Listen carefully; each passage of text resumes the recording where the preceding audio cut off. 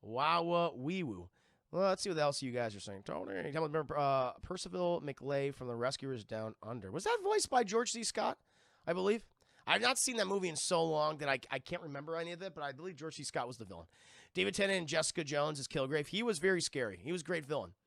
I agree. The way he says it in the lines, Tony. Water News. Oh, Randall and Water News from Monsters, Inc. Yeah. Yeah, those are underrated.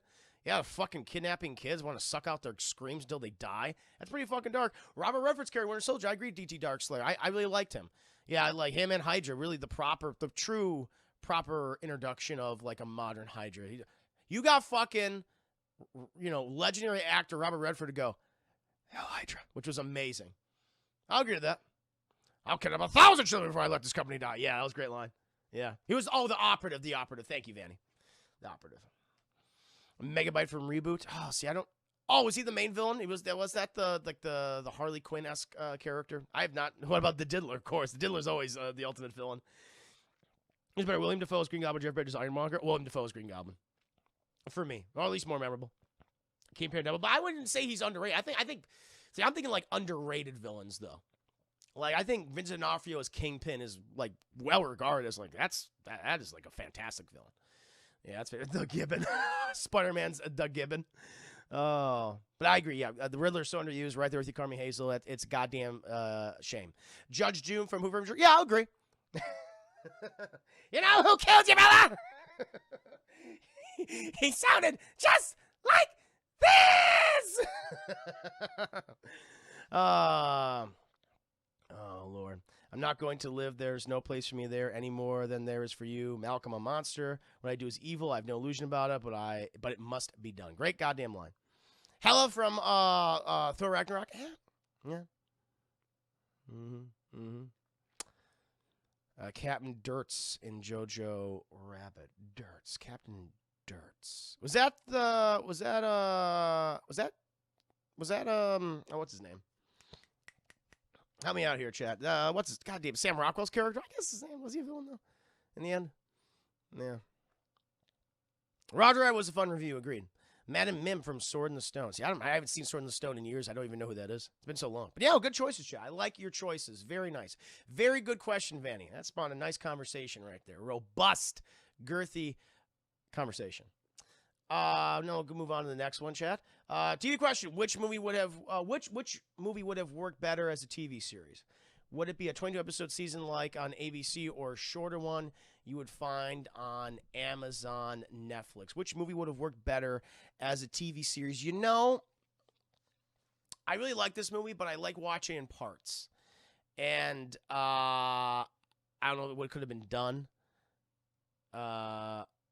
With the budget it had a very big budget, and it's a well regarded. I guess I don't even know. Duology. I don't know if it's super popular. I think it's kind of as a popular facade. People say, "Oh, that's one of the greatest movies ever," but like it doesn't really have a big fan base, and that's always been Blade Runner to me. Like I have a lot of respect for Blade Runner, and I think Blade Runner 2049 is a better movie than the first one. You know what it did. I have a great appreciation for what it brought to film and for cyberpunk and that neo-noir kind of future. I always really liked that more than like the movie itself. Like I still like it. I would give like the original Blade Runner like a matinee, and I'd give like Blade Runner 2049 like since I've seen so many more times like maybe like I'll give it full price. But man, the fucking length and the pacing. Those are the biggest problems with those. And I feel like a TV series with the Blade Runner saga or whatever would have been better. That's just me. So maybe like a 13, episode seasons for that show. You can really get into the characters and explore the world, explore different parts of the world and the society itself. I think that would have worked out a little bit better than movies for those films necessarily. Because I feel like the pacing in those movies is their biggest flaws. But I know a lot of people love those movies. I love 2049. I like the original Blade Runner. But that's just me. Syndrome from The Incredibles. Is Syndrome underrated? Because I think he's super popular. I love Syndrome. He's probably my favorite Pixar villain. Irishman, fucking yeah. Irishman would have been a better, yes, 100%. Irishman was a hard to sit through, Chad. Like, I'm a big Scorsese fan. You know, I love Goodfellas. I love Casino. I love The Departed. I love Wolf of Wall Street. Love a lot of his movies. Gangs of New York, The Aviator, a lot. But, man, I was not a fan of The Irishman. Again, pacing. I think it would have been better as a TV series. I agree with you. Right there with you. General Sorty, welcome to the stream. Hope you're doing very well. But I think for, like, a TV series, I would prefer something like... So, a Blade Runner, I think Blade Runner as a TV series would work better. But, again, the budget and everything, that's the only thing. So, it'd be better paced, 50-minute episode, 45-minute episodes, or whatever. And you can expand the story and the characters, and I think that'd be cool. That's just me. Rutger Hauer, but oh yeah, no, he's great. Yeah, and would it be a 22-episode season? So this is part of the question. Would it be a 22-episode season like on ABC or a shorter one? Oh, shorter, much shorter, like Amazon, Netflix style, 8 to 13 episodes per season, maybe 8 to 10. I think that's just me. I think the 22-episode season model. I mean, we're still going on with sitcoms. Still adhere to that model, you know. And sometimes you'll have good ones. Sometimes you have these really good comedies. But like outside of that, it's very hard to, you know, especially for like a drama, to maintain its consistency, its quality level. You know, with so many episodes. I mean, back in the day they were able to do it. They had some fun ones, but it's very difficult. It's very difficult. I think cartoons and sitcoms can get away with it nowadays. You know, because they're shorter. It's about 22 minutes, 23, 24 minutes around that time. So I think Dune. I'm right there with the Deadpool. Dune. I think would be a better as a series than a movie, but they did a Dune series back in the day, and when I heard it's not good. I've only seen a little bit of it, and I just don't know. But I agree with you. I think Dune as a TV series would make, like, with HBO behind it, would be great. I'm right there with you. I'm hyped for the Amazon Lord of the Rings series. Me too, General Sorty. Me too. Can't wait for that. Yeah, Terminator Salvation TV. Sure, they did. The Sarah Connor Chronicles was probably the best thing since Terminator 2. I would say that. It's a shame one of Rutger Hauer's last movies was Iron Mask. That garbage Jack Chan. Hey, man, he got paid for it. Remember that. Oh, which am I more excited for? Falcon Winter Soldier, Loki? I don't know. Loki, maybe I'm a little more interested in because it's like, okay, how weird are we gonna get with it? Like Falcon Winter Soldier is going back to that, you know, political thriller thing, which I love from like the original Captain America Winter Soldier. I love that. I want to see more Marvel movies like that. But Loki's like, okay, you're gonna play with time. You're gonna play with different realities. It's like dimension hopping. It's gonna be like, Quantum Leap. It's like goes Quantum Leap with Loki. I think that's gonna be fun, chat. Very, very interested. But no, it's a good question. But yeah, my answer, Blade Runner. 10, 13 episodes per season. That's what I would have done. And now this is Vanny's third question, chat. What is your least favorite gaming mechanic? Examples, escort missions, bosses that regenerate health. Yeah, bosses that regenerate health. Looking at you, Dark Souls and Sekiro and other Souls-like games. No doubt about that. You have to fight the boss in phase. It's like, fuck. That's always very annoying. And escort missions always suck because unless you have like a very smart AI, but you know, there has been more games of terrible, you know, companion AI than good. And often you got to keep these fuckers alive or it's a mission failure. Fetch quests, those are always kind of annoying. Especially when it's like fetch quests, like, you know, like MMO style. It's like, oh, bring me 20 wolf pelts. It's like, okay, here, I got you 20 wolf pelts. Now bring me 20 more wolf pelts, but also find 5 brown wolf pelts, and the 5 brown wolf pelts are harder to find. And it's like, that sucks. Like, those are always terrible. Bullet sponge enemies, so any, like, live service ES game, something like, on, like, The Division, where it's like, you got to keep just putting as much goddamn ammunition into this son of a bitch before he dies. So bullet sponge enemies are very annoying. Grindy elements. I mean, sometimes I don't mind a little grind, chat. You know, if what I'm doing is fun, the gameplay is good enough. But if the gameplay is not good and you have to grind anyway, that's always a pain. And also, I hate weapon wear and tear. That's why it's one of the big reasons why Breath of the Wild kind of irks me a lot of the times, because I hate the fact that the weapons will eventually break down. It's like, that sucks. Unless you have a good system in there where they're very, very, very easy to repair. But even then, like, why even have it? Why even have it? That's just to extend the life of the game. It's like, oh, I got to collect the resources in order to contain this weapon, and that just extends the life, the life of the game. It's like, that's bullshit. I hate that. I hate weapon wear and tear. That is so annoying. We don't need to do anymore. You see it in Breath of the Wild. You see it in you see it in Fallout now. You see it in oh god, I remember the Dead Island series that was had all that shit. I think even Dying Light it has that. Very annoying. Yeah, durability on armor. Anytime where the weapons or armor degrades, it's like fuck. That I hate that shit. Same only stamina bar.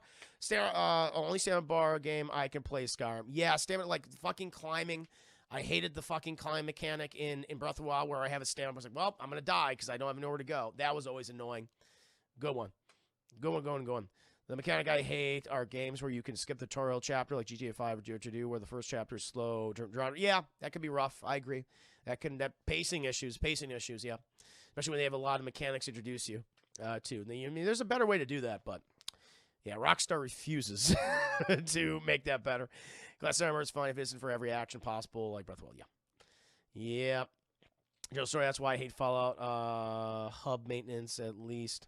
Skyrim only makes you recharge enchanted weapons armor. Yeah, even then I usually forget. It's like, oh yeah, shit. Yeah. All that stuff is just a pain. Escort and Horde mode, I hate those the most. There's certain Horde modes I don't mind, if it's a multiplayer-esque title. So I like Gears of War Horde mode. That always appealed to me, really, but I can get you. If the whole game is just based around Horde mode, that can get a little annoying. No doubt about that. But yeah, those are a few. Yeah, fetch quests, especially when it's just bring me 5 of these. I hate those. Those are boring. There's no creativity in them. Unless you tell me a good story along the way and it distracts me from what I'm doing, then I just don't care.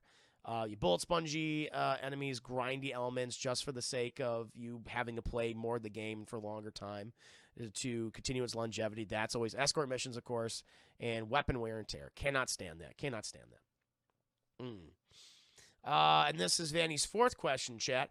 Do you ever look back at your old stuff to see what doesn't work, or do you prefer getting feedback from others or a combo of the two? Both. Like I always say, chat, I always encourage you to provide me with feedback. If you don't like something, you feel like something's not working, or you want to do or where it comes to like reviews or games, like I want to make you a part of the content creation as much as possible, chat. Within reason, of course. But, I like to hear you guys' feedback and ways to improve and make this a better viewing experience for you. That's what I want to do. Ace Rock, welcome to stream. Hope you're doing very well, Ace Rock. Cheers and salute to you, my friend. So I don't mind feedback at all. That's perfectly fine. Both on my Twitch channel, my Patreon. I send out my monthly email saying, hey, what would you like to see improved, or what do you suggest commentaries for me to do? Like I always do that. I want to create the content for you guys' tastes. For YouTube and for OnlyFans, of course. Now, stuff I've looked back at that I wish I didn't do. Oh yeah, there's a ton of shit. One thing that I realized that was just stupid, and I tried to do it because I tried to fast track to get a higher viewership, was doing giveaways. Now, I think it's good to do occasional giveaways, chat, especially for your audience when you appreciate them. But I was doing giveaways where it's like, $25 Amazon gift card. And that would attract people who could give a shit less about me or my stream or my content and were just there for the gift card. I think you can do those. That's fine. But do them sporadically, and you do it more just to reward your audience who's already here and enjoying your content. I went about it in the wrong way. Fully admit that, fully acknowledge that. That was a mistake. And so I think that's a good thing to know. Don't try to just buy your audience. If people like you, they'll continue to stick around. They'll be loyal, and they'll support you, which you guys obviously have. So that's a big one. And then those other people just there for the other thing. So which sucks. Yeah. Dip, I like the main part of games like FA. I like the added strategy of the game of Magic Whip. Fair enough. I love my inventory maintenance in Resident Evil 4. I'm all about that. I love the attaché case. Love keeping that organized. There's some inventory management that I do love. Resident Evil 4 fucking nails it. And there's other ones too. But yeah, that one, it's perfect. That's the perfect kind of inventory management. Crusaders, welcome to stream. Thank you. You subscribe me. 30 months. I have done polls. I've done 2 tune polls. Courage, Cowardly Dog, and Harley Quinn have won tonight. Those have been it. And this is you streaming the game. Thank you, Ace Rock, for all your support. Thank you, Chris Ayers, for resubscribing. Very kind. But yeah, the Amazon gift card bullshit. Don't do it every goddamn day, but do it if you want. If you want to do a giveaway for the audience, that's totally fine. But like, do it sporadically. Do it sporadically, or it's so it's rewarding the people who have always been by your side since the beginning. And that's what I've learned. That is good to do. Mercy, I'm here from Mr. Evans. Thank you, Emerald. No, thank you. Exactly. That's what I realized. I was like, what am I doing? And so yeah, I think that was a realization, and it was a learning moment. And it cost me money, of course, but that's fine because I learned something from it. I learned a valuable lesson, chat. And it also taught me, hey, respect your audience. Also, it goes both ways, too. If I try to show my bathwater, maybe someday.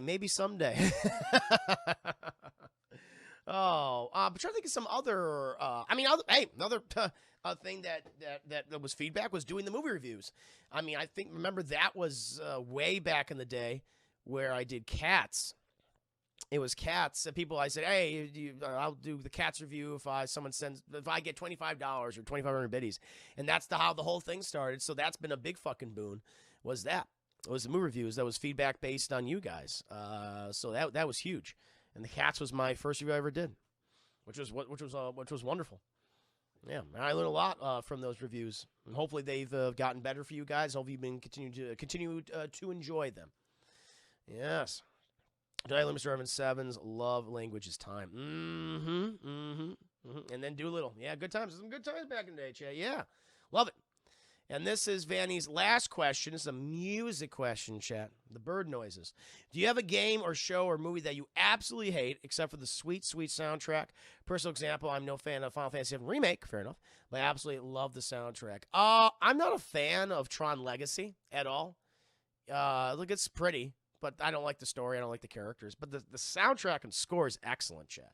I mean, you have Daft Punk, who sadly broke up, chat, after, nearly 30 years together, 24 to 30 years or something like that. And, that score of that movie is very, very good. They get nominated for Academy Award if it did not deserve to be. That's a big one for me in terms of music. I mean, also music. The Star Wars prequels. The Star Wars prequels are bad, but the music for them are excellent. I mean, Duel of the Fates is a beautiful piece. Battle of the Heroes, beautiful.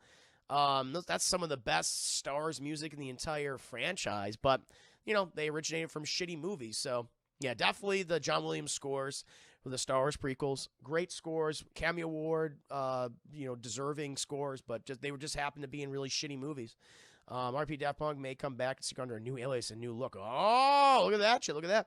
Ace Rock. Oh, I like Tron Legacy. It's absolutely not good, but I mean, do each their own. I just don't, hey, not subjective. You can like the movie, but I'm just not a fan of it. I'm not a fan of the first one either. But I have a super soft spot because I love OG Tron. I have some of the soundtrack in my workout mixes. Has your share tried to eat it? Not yet, but it does nibble up my butt occasionally. So I don't know if maybe it's foreplay or maybe it isn't trying to eat me. You don't know. I might be bored later on, Jay. You never know. You ever heard of the Young Adult Universal Monster Book series? I've not. Oh, no, I have. I read those. I have. The one where, like, these three kids team up to fight, like, Dracula and Frankenstein and the Mummy and shit. Yeah, those are fun.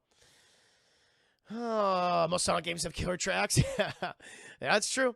I like the sound broken from this really mediocre Toby Keith movie called Broken Bird. Like, there you go. Yeah, so I mean, there's a lot of examples. But yeah, I think Tron Legacy score from the movie, I'm not a big fan of the film, and the Star Wars prequels, perfect example of the music from those movies. Those are definitely mine. Well, the Tron Legacy is low key, with a big low. Yeah, because Jeff Bridges is basically the dude throughout that whole movie. At least the old version, really, not the younger rubbery Jeff Bridges. But yeah, that is my answer. So Tron Legacy score and Star Wars prequel score. Now, chat, we do have a few more questions. We got a few more questions for you. Let me go ahead and get to them. I believe these were from Color Me Hazel. Color Me Hazel, she likes to be last, and that's why I'm going to answer these last, chat. All right. Let's see. Let me go ahead. Unless I have some more questions that were just submitted last minute. Let me go and see.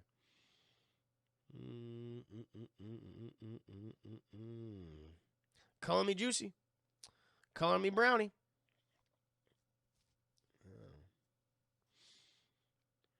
I did get questions. Oh, Super Tupac did submit questions. I just saw those questions now, chat.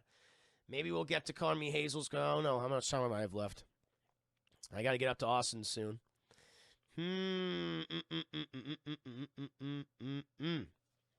Let's see here, Chad. I didn't even read Super Tupac's questions. Well, Super Tupac, you know what, Super Tupac? I'll read your questions for next time. I'll read your questions for next time because I know you have a lot. You got a lot of questions. You got a lot of questions, and they're very long. They're very long. So I'll give the respect that you deserve and answer them, you know, after I've read them properly and thought upon them. But I will go ahead and answer Color Me Hazel's questions, chat. Here you go. Here you go. Color Me Hazel's first question. I'm a fan of horror. Can you make a plot for a scary movie where you are a killer and the people you are out to kill are your sweet baby broccoli boy, Josh, Super Tupac, Ed Bot, and Joe Halcyon 92? In what order would they die? Oh, this is I missed this question earlier. I thought I missed it. I thought it was an old question. Oh boy. Also, shout out to Joe Halcyon for being an awesome horror streamer that he is. Oh my God, Chad, that we got to go ahead and do it. We got to go ahead and do this variables where I am the fucking killer, chat. Well, damn. Oh, no. Oh, no. Do a flip. Yeah. Black Knight 1919. Welcome to stream. Hope you're doing very well. Damn, that's a good question. Oh. Where I'm the... See, these kind of questions I got to think about for a little bit, chat. I got to think about that question. Oh, no. Oh, no. That's a good one, too. Oh, Lord. Oh, Lord. Oh, man. That's a good one. Oh, we're both the killers. Damn it. Yatsuba fan, welcome to stream. Hope you're doing very well. Got a favorite sport? Nah, not really. Not a sports guy. Yeah, I got to kill everybody. Apparently I'm killing everybody, Chat. That's what I'm doing as kill. Oh, wow. What would my killer name? Oh, no, I got it. Fucking got it, Chat. So... As you all know, chat, it's formulated, it's percolating. It just took me a minute.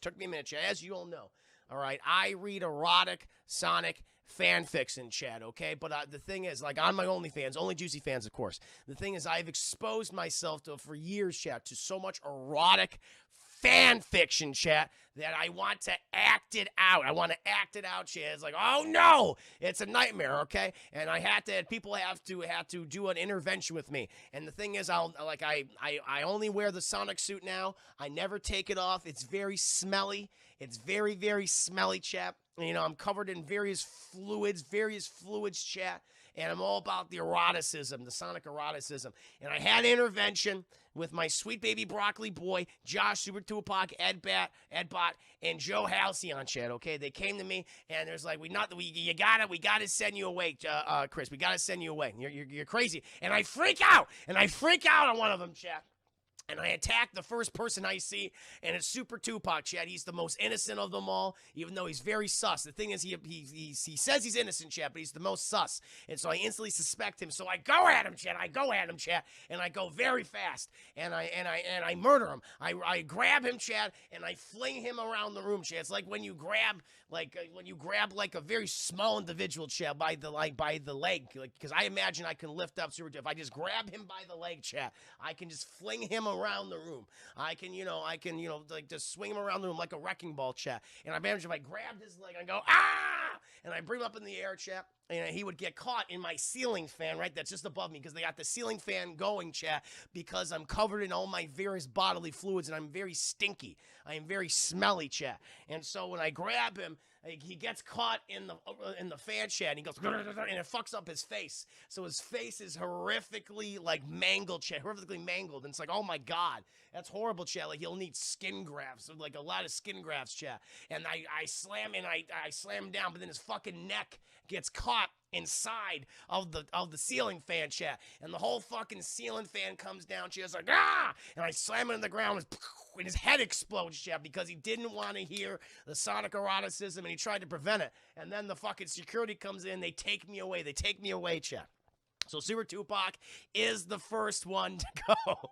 He's the first one to go, chat, all right? And so then I'm locked away in the asylum for years, chat, but I'm biding my time. I'm like the Joker. You know, it's like I need, and then they take the Sonic costume off of me, chat. They got me in a straitjacket, but I need it, chat. I fucking need it. And so then And so then you get a goddamn documentary series going on about me, chat, about my fucking erotic Sonic fanfiction chronicles and my first victim, poor little Super Tupac, chat. He's so sus. And you got Joe Halcyon. Joe Halcyon, chat. He's become a big time streamer. He's become a big time streamer, chat. Right.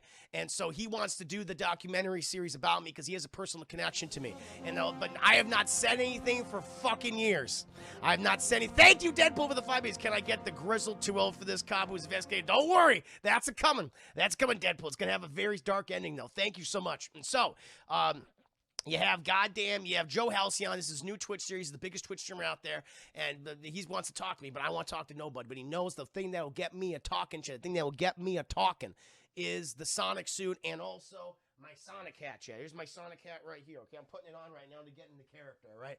I'm getting into character as we speak, right? And so, he comes to me, chat. He comes to me, and I'm outside of all the rest of the crazies out there. It's very, very similar to Halloween 2018, if you will, chat. And so, everyone's fucking talking. Everyone's fucking talking, mumbling gibberish, and he takes out the hat, and all the fucking dogs start barking, "Arr, arr, arr, arr, arr," and I start going supersonic. It's like, oh shit, he's got me. And so then I agree to terms to sit down, but it has to be in a public place, okay? And they left me, and then but I'll be contained and everything. I'll be contained and shit. But we gotta meet in like a public place. It'll be like my one day out. So that's what we do. I'm under guard and shit. But I said the other part of the deal is I must wear the Sonic suit in full Sonic regalia. So he brings the stinky Sonic suit that has not been washed yet, covered in my bodily fluids. I wear it, right? And he sits down with me to do the interview, chat. But the supersonic suit, chat, has fantastical powers, okay? Because what do I do? I go fast, and I break out, and I grab Joe Halcyon's head, and I go, and I spin around, I spin like a fucking top, and it's like a blood volcano. It's like a fucking blood volcano everywhere. And then the guards try to come for me, chat, and I punch them so hard that they too explode, and I fucking run away. Chat. And the next person that I gotta go to, chat, is the person who inspired me the most. The person who inspired me, who had a fantastic career. He's been making fucking money off of my image, chat. And that is Edman, the Edman, Thiedman, capital of Naboo Edman, chat. He's done all these erotic pieces of me in the Sonic suit, selling them for fucking money. And so he's got this big fucking mansion, somewhere fancy. I don't know, chat. I don't know. Maybe he lives in France or something, but I have the power of speed of supersonic, and so I fucking hop on over and run to France and shit, and I go inside his mansion, chat, and I see all these wonderful paintings of me, chat, in the Sonic suit. I am beautiful, chat, just like you see here. Look at me, I'm so beautiful. It's like this is an award-winning piece, chat, worth $10 million, and it's off of my fucking image, and I will not have it, okay? And so I confront the Edman.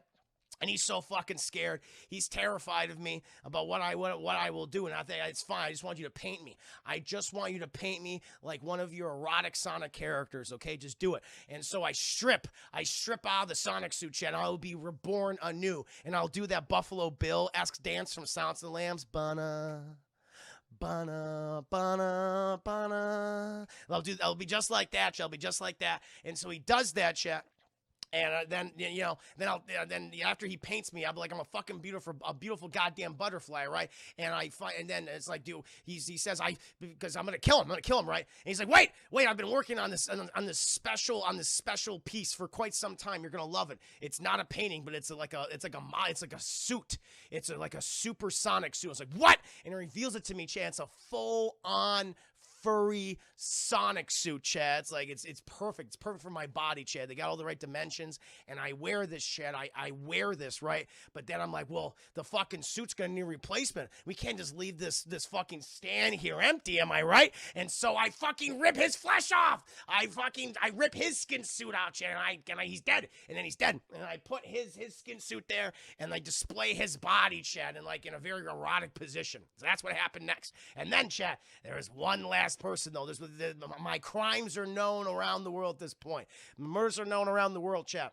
And the only person that can stop me at this point is my sweet baby broccoli eating boy, Joshua, Chad. He is the last one. He's the last one, but he's a cop now. He's a cop now because he's good at catching serial killers and shit. He's like, I'm going to fucking stop Chris. I'm going to stop him and make sure he doesn't harm anyone anymore, Chad, okay? And so he confronts me. He confronts because what I'm going to want to do, Chad, after I've done all this, I want to broadcast everything, right? And so he's going to come to my home here. He's going to come to my abandoned home where it's filled with all my streaming equipment and all my sonic eroticism, all my scripts and shit, everything I've written or read, and he goes to the house shit, but I see he's gonna fucking bamboozle me. Chat. I'm gonna get the drop on him. And I'll capture my sweet baby broccoli eating boy, Chat, and I will turn him into what he loves most, a broccoli abomination, Chat. And so I will do a Tusk-esque, remember the Kevin Smith movie Tusk? Horrible movie, but very terrifying concept where you had this one guy capture Jake Long, Chat. Poor Jake Long.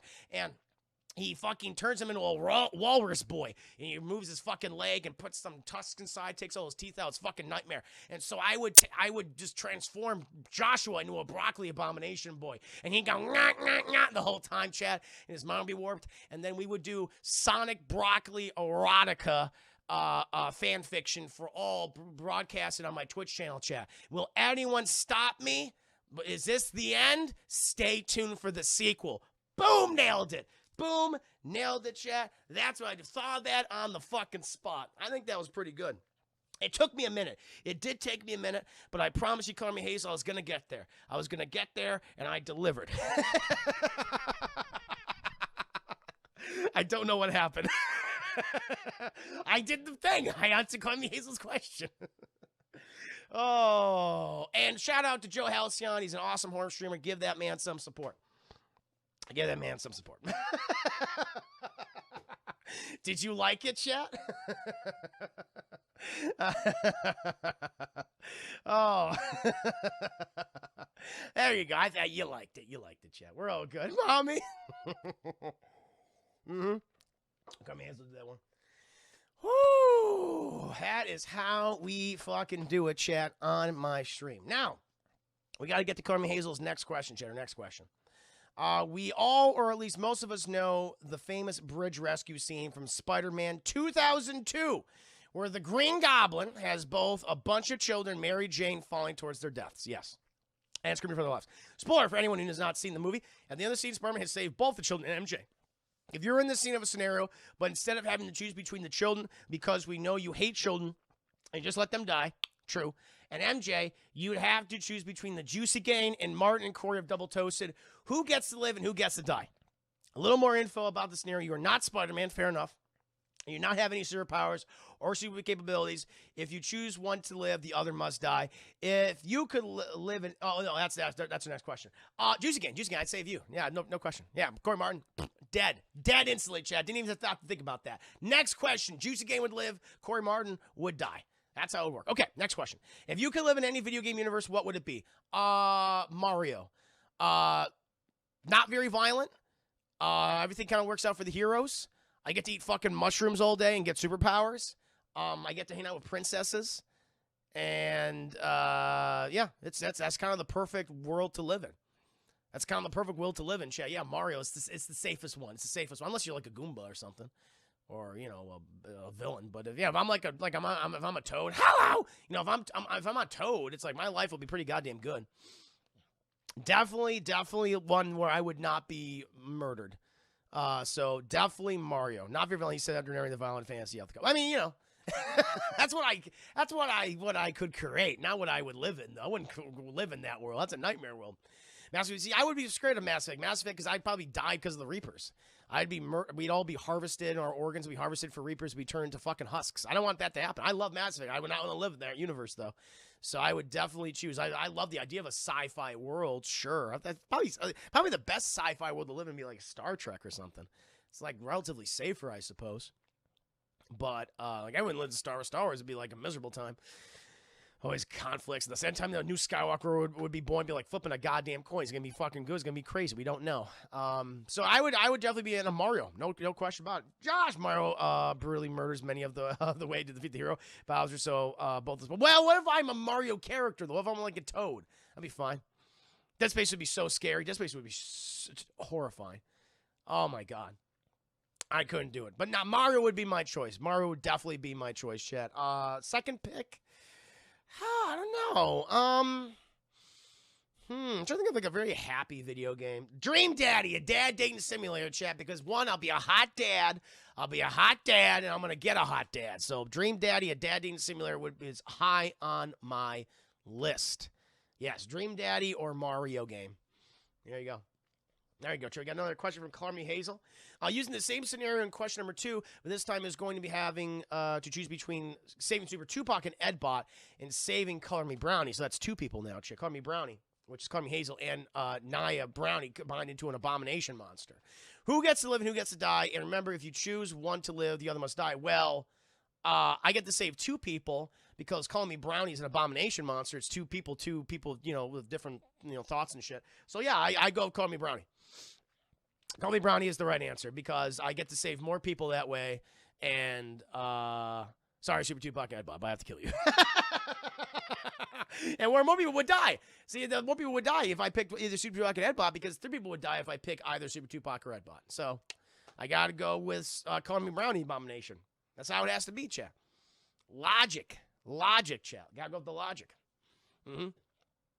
And this is Call Me Hazel's final question. If you were to make a superhero, supervillain origin movie based on someone in the Juicy Gang, who would you choose to base the movie on? And would they be a superhero or supervillain? What would their powers be? Who would be the antagonist in their movie? I think I answered this before, where Josh would be the broccoli abomination boy. So after all the years, chat, because I would capture him and I'd perform horrific experiments on him, in the erotic Sonic suit, chat. Like, he would try to stop me, but he would inevitably fail at first, and I would turn him into a broccoli abomination. However, chat, and he'd be all derpy and can't move all that well, but he would grow as a broccoli boy, chat, because what do vegetables do? They grow, right? And so he would grow as a vegetable boy. And he would get veggie-themed powers, right? And he would be able to escape, chat, but he'd be kind of like a Hulk situation, where he's like, I can never go back to my old life, because I'm a broccoli abomination boy now. However, I could stop Chris, Sonic erotic maniac, from hurting other people. And so he would defeat me inevitably, chat. Like, he would be the hero of the movie, using his horrific human broccoli abomination powers to finally put my reign of terror to end. So the sequel, chat, it would be, so the first movie would be a horror film, inevitably, but then the sequel would be a superhero movie with horror elements where I would get my comeuppance and die because of Josh. But then Josh, he would defeat me, but then humanity, they were disgusted by his, horrible appearance, chat, because he's all all the time. But since he defeated a greater evil, he will be embraced. He will be embraced by the world. Kind of like a Toxic Avenger kind of vibe. Think of like Troma's Toxic Avenger.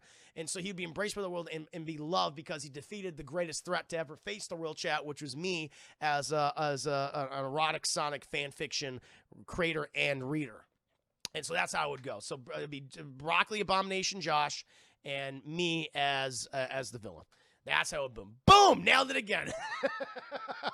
Is it Call Me Brownie is a Cronenberg monster? Yes, but it has 2 people. Well, 1 body, 2 minds. Oh, there you go, Chad. Nailed it. I got all the questions in there.